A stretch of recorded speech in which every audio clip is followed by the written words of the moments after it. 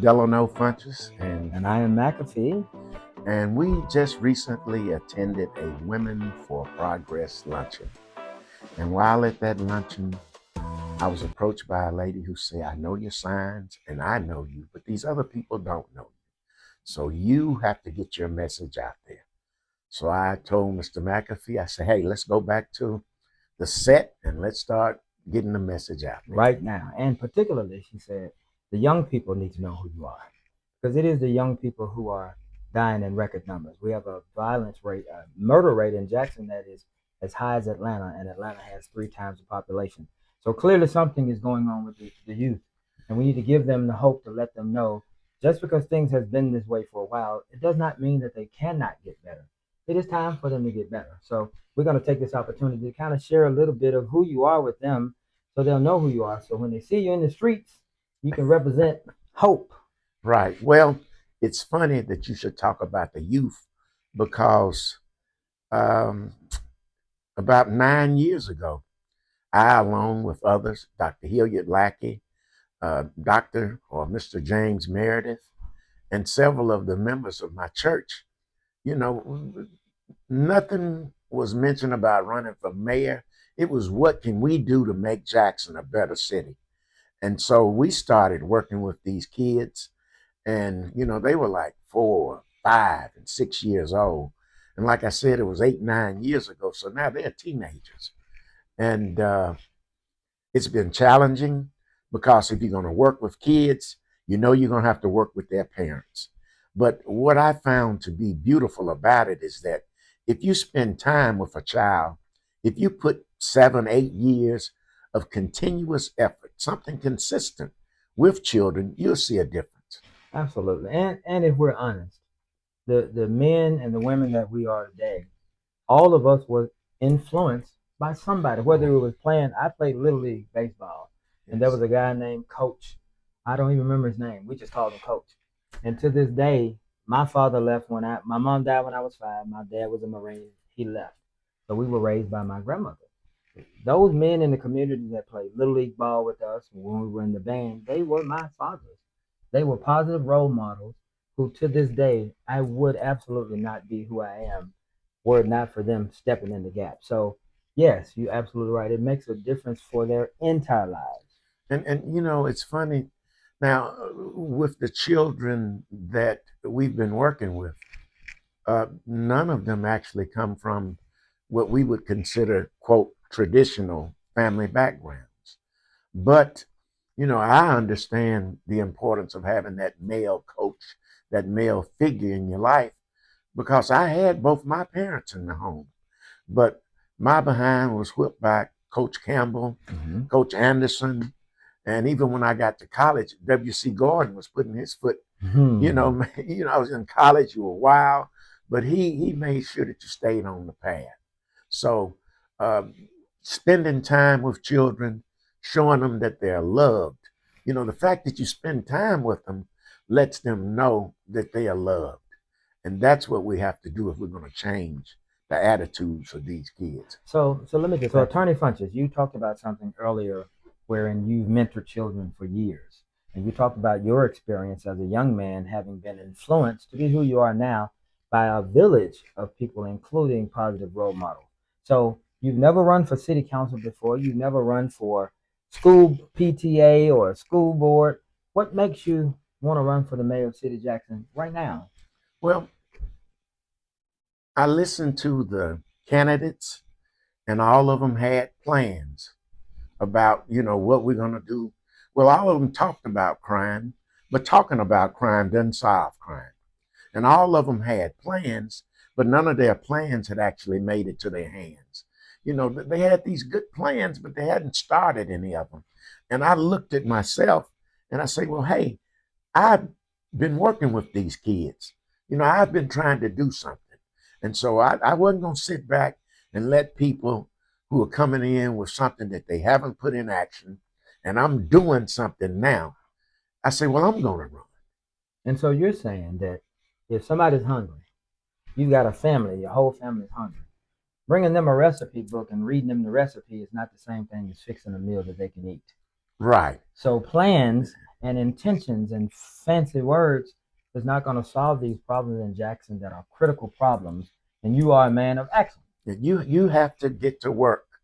We have to spend time with these children. We have to spend time cleaning up this city.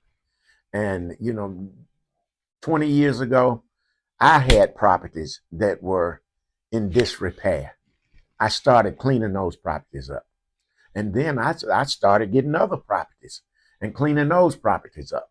So you can talk about blight all day long, but you got to do something. So, and my question to our voters, if you want a person to provide affordable housing, do you get a man who already has, let's say, 12 homes that he's converted and that people are currently in renting decent homes at an affordable rate? Or do you get a man who has a plan to provide affordable housing? See, everybody has a plan, but the plan hadn't made it into action. And what makes me different from all these other candidates is that my plans that I had, I started them. I started with action. I started doing something. And you talked about a chief influence that both of us know and love. James Meredith lives right here in the center of Jackson, a world renowned historical figure.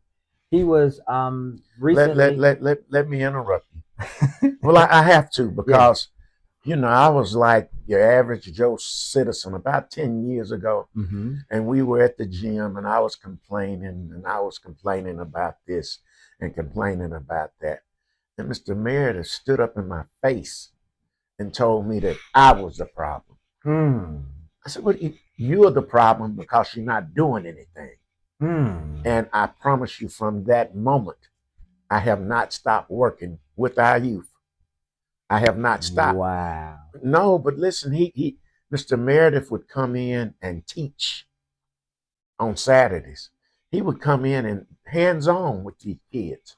So if you'll go to punchesformayor.com, you'll actually see photographs of Mr. Meredith teaching with the children. And because we're talking to younger people who may or may not know who James Meredith is, let's tell them just a little bit about who they have actually living in their city. Man, Mr. Meredith is a tremendous person, not only on a state level, but on a world level. He's an economist, he's a He, lawyer, he's a lawyer, he's a philosopher, he's an he's a author. humanitarian. Yes, yes. But he's most noted in this state for being the first African American to go to Ole Miss and integrate in that school. And in particular, he wrote a letter to President John F. Kennedy and said, to paraphrase, I have gone to war for the United States government. I come back home and I want to enter a federally subsidized institution, which is University of Mississippi, and they deny me that. He understood his citizenship right, which are his constitutional rights that are unalienable. You can't sell yourself back into slavery if you owe people money. You can't do that. So he wrote a letter to the President of the United States and said, because I have done my duty as a citizen, it is incumbent upon you, as a leader of this nation, to send 30,000 troops if you have to, and they did, to defend one citizen's constitutional right. And the rights of citizenship of every living human is primarily what James Meredith is all about. And we could all learn a thing or two from his historical work, and he still is doing it today. But let me tell you something that I learned. My wife is from Kenya, Mm. and so I have gone to Africa many times. And but what I found out is that they know Mr. Meredith in Africa. Hold on. When the United States government sent troops into Mississippi to enforce civil rights, African nations started standing up one after another and gaining their independence. So, Wow. yeah, it was more than just Mississippi. You had entire countries, A global movement. right, who started demanding their independence. And so, young people, I want to convert that historical context to today. When you look out of your window in Jackson, and you know things aren't right, You don't have to be a mathematician. You don't have to be an adult. You can tell that this city is different than the cities that surround you. Your schools are different than the schools that are in Madison and Rankin County and Clinton. And I'm saying to you all that in your city is a living, breathing figure of a person who said, you know what? No, I don't think I'm just going to take what you give me. I'm going to stand up and say, I am responsible for the world that I live in. And if I don't like the status of the world today, change it. So we're talking to you. And so when we're talking about these things, we want you to know we're not talking at you. It is part of your responsibility as well, even as young people, even as 12 or 15 or 17 or 18 years And we, old. we want young people to come to this set and tell us what's on their mind. Tell us what you need. 3 weeks ago, we took a group of students from Provine, Jim Hill, and our church to the Edwin Pettus Bridge over there in Selma, Alabama. Yes. We also went to the Shakespeare Theater. You know, we've taken kids to Washington, D.C., all over this country. So make sure that you get in touch with me. You can reach me at 601-969-7400, or you can go to funchesformayor.com. I'd rather you call me at 601-969-7400. And I want to tell them a little bit of something that is bringing this current to them. My name is McAfee, and I work on behalf of Mississippi. Don't live in Mississippi, but you'll know some of my work. If you're familiar with this Bruno Mars song where they say, we go from Harlem, Hollywood to Jackson, Mississippi, it's because we signed the girl from Mississippi to Bruno Mars.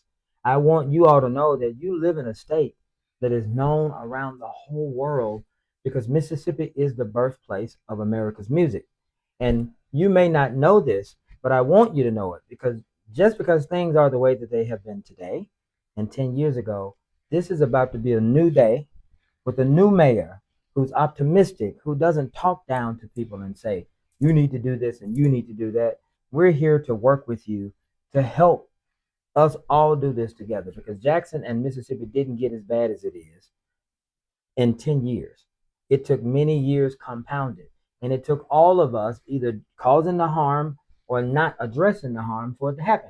So now this is a new day where we all gonna roll up our sleeves and pitch in together, and we're gonna fix it together and have fun. And young people, you know, you are our future. The way your life goes is how the city's gonna go. So I'm telling you, dial 601-969-7400 and come and let your voice be heard. Mr. McAfee, I want to thank you for coming in. And thank you. And let's do it again. Yes, sir.